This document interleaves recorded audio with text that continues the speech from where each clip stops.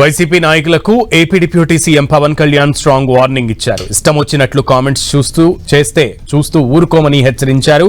Social మీడియాలో వ్యక్తిగత ఆరోపణలు ఇప్పటికైనా మానుకోవాలన్నారు. వైసీపీ ప్రభుత్వం చేసిన తప్పుల్ని సరిచేసుకుంటూ వెళ్తున్నామన్నారు పవన్ కళ్యాణ్.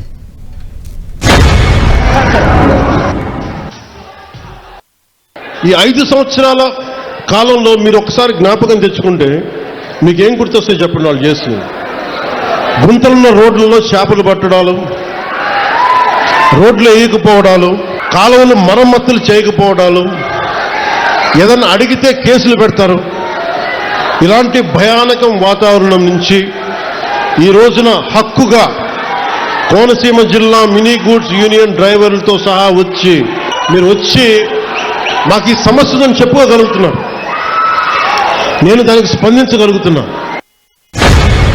గత ప్రభుత్వం మళ్ళీ ఏం మాట్లాడుతున్నారు? మేము భవిష్యత్తులో ఇవి చేస్తాం ఉన్నారు.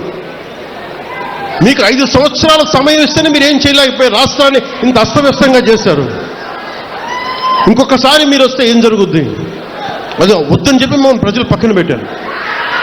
ఈ రోజుకి వాళ్ళు తీర్థాన్ని మార్చుకోవట్లేదు. చాలా తక్కువ సార్లు గత ప్రభుత్వం గురించి మాట్లాడతారు. వాళ్ళు ఈ రోజుకి వాళ్ళ బూతులు మారట్లేదు, వాళ్ళ బుద్ధులు మారట్లేదు. నేను ఇంకా మీరు సామాజిక మాధ్యమాల్లో తిడుతూనే ఉన్నారు. మళ్ళీ ఇంకొకసారి హెచ్చరిస్తున్నా. పిఠాపురంలో ఒకసారి చెప్పాను మీకు, మళ్ళీ మీరు కూర్చొని పాత పద్ధతిలో కనుక మళ్ళీ నాయకులు మళ్ళీ మీరు పిచ్చి ప్రలాపనలు చేస్తే పర్యవసానాలు చాలా తీవ్రంగా ఉంటాయి. గుర్తుపెట్టుకోండి.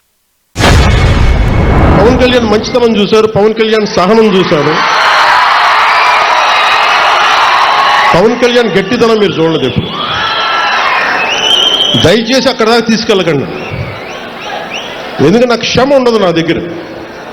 మీలాంటి వాళ్ళకి రిపీటెడ్ అఫెండర్స్కి, క్రైమ్ చేసి తప్పించుకుందాం అనుకున్నోడికి, రిపీటెడ్ అఫెండర్స్కి నా దగ్గర క్షమ ఉండదు.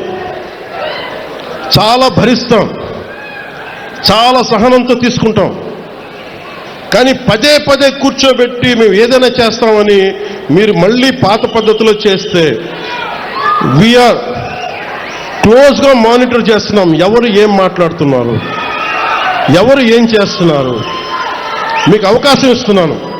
మీరు ప్రజాస్వామ్యబద్ధంగా విమర్శించండి. సౌహృదయంతో కూటమి ప్రభుత్వం తీసుకుంటుంది.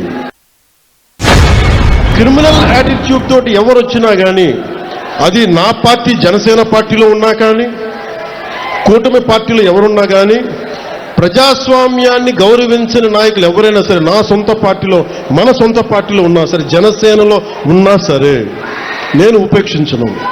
అలాంటి నాయకుల్ని, అలాంటి వ్యవహారం నడిపేవాళ్ళు నేను వదులుకోవడానికి సిద్ధంగా ఉన్నాను తప్ప నన్ను ప్రేమించే జనాన్ని వదులుకోవడానికి నేను సిద్ధంగా లేదు. విప్లవాలు వచ్చేస్తాయి. నేపాల్ తరహాలో, శ్రీలంక తరహాలో, బంగ్లాదేశ్ తరహాలో యువత రోడ్ల మీదకి వస్తారు, గొడవ చేస్తాను. ఈ దేశంలో చాలా మంది కలలు కంటా ఉన్నారు. అలా చెయ్యాలి అంటే, అలా గొడవలు రావాలి అంటే అది ఎన్డీఏ ప్రభుత్వం కాదు. గత ప్రభుత్వం కనుక ఇంకొక సంవత్సరం ఉంటే ఖచ్చితంగా ప్రజలు రోడ్ల మీదకి వస్తారు. అలాంటి తిరుగుబాట్లు నడపడానికి మేము ఎప్పుడు సిద్ధంగా ఉండాం. అదృష్టవశాత్తు మన ప్రజాస్వామ్యం చాలా బలమైంది. మీ నిర్ణయం అమూల్యమైంది కాబట్టి గొడవలు లేకుండా ఒక్క ఓటు అనే ఒక ఆయుధంతో మొత్తం ప్రభుత్వాన్ని మార్చేశారు మీరు.